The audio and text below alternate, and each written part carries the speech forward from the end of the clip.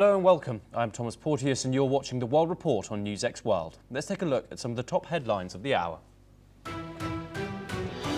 US President Donald Trump signs legislation to end the longest US government shutdown in history, hours after the House votes to restore services and pay federal workers.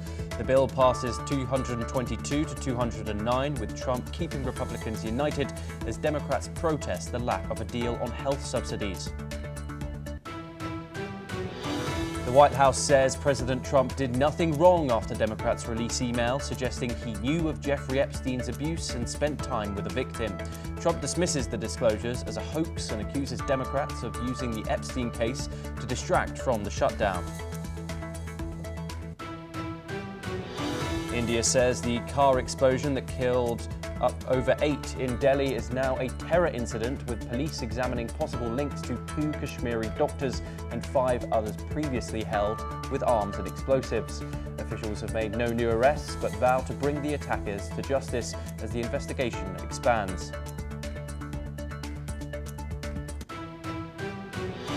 G7 foreign ministers call for an immediate ceasefire in Ukraine and reaffirm their unwavering support for Kiev's territorial integrity. The group also condemns surging violence in Sudan, warning that the Army-RSF war has created the world's largest humanitarian crisis.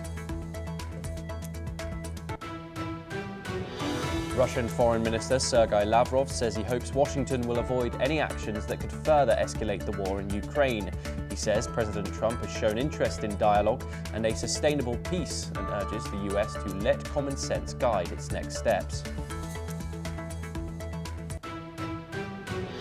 Israeli President Isaac Herzog and top military officials condemn shocking and serious attacks by Jewish settlers on Palestinians in the West Bank.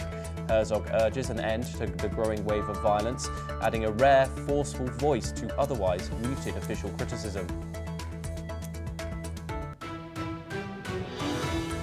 President Isaac Herzog says he received a letter from President Trump urging him to consider pardoning Prime Minister Benjamin Netanyahu, who is on trial for corruption. Trump calls the case political and unjustified, while Netanyahu maintains his innocence and has pleaded not guilty. At least 37 people are dead and dozens injured after a bus fell into a ravine in Peru's Arequipa region, with most victims dying at the scene. Local officials say it's the worst bus accident in years, marking another tragedy on Latin America's mountain roads.